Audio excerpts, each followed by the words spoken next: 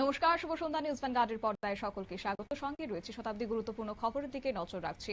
আজ ত্রিপুরা বার অ্যাসোসিয়েশনের নির্বাচনকে কেন্দ্র করেছিল দিনভর উৎসব মুখর পরিবেশ এবং ভোটাধিকার প্রয়োগ করেছেন এক্ষেত্রে বিধায়িকা কল্যাণী সাহা রায়।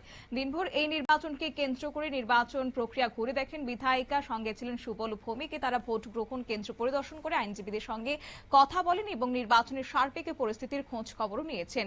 এছাড়াও ভোটাধিকার প্রয়োগ করেছেন বিধায়িকা কল্যাণী সাহা রায়। পরে সাংবাদিকদের সঙ্গে কথা বলতে গিয়ে তিনি কি বললেন শুনুন। নির্বাচন চলছে এবং আপনারা দেখতে পাচ্ছেন যে লয়ারদের মধ্যে একটা স্বতঃস্ফূর্ততা রয়েছে। প্রত্যেকটি দলই স্বতঃস্ফূর্তভাবে কাজ করছে তাদের প্রার্থীদের জেতানোর জন্য।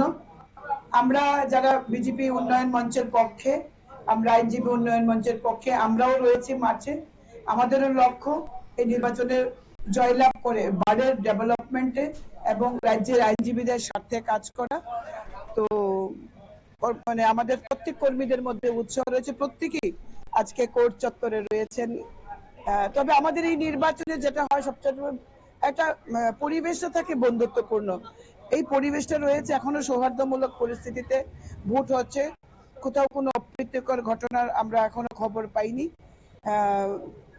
ঠিকঠাক চলছে। আমরা আশাবাদী না 100% নিশ্চিত যে আমাদের প্রত্যেকটি প্রার্থী যে যে পদে নির্বাচনে প্রতিদ্বন্দ্বিতা করছেন তারা বিজয়ী হবেন এবং রাজ্যে যেভাবে কাজ চলছে বার অ্যাসোসিয়েশনও আইনজীবীদের সাথে সেভাবেই কাজ হবে। ধন্যবাদ।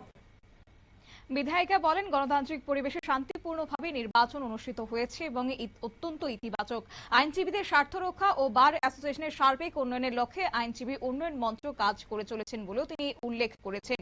এছাড়া অন্যদিকে সুবল ভৌমিক তিনিও বলেছেন যে পরিবেশে সন্তোষ প্রকাশ করেছেন নির্বাচনী পরিবেশে আইনজীবীদের পক্ষে ব্যাপক সাড়া লক্ষ্য করা যাচ্ছে। তিনি আশা ব্যক্ত করেছেন উন্নয়নের পক্ষে আইনজীবীরা রায় দেবেন এবং আইনজীবী উন্নয়ন মঞ্চ ভালো ফল করবেন বলেও তিনি আশাবাদী। নিয়ে নিচ্ছি ছোট্ট একটি বিজ্ঞাপন বিরতির, সঙ্গে থাকুন।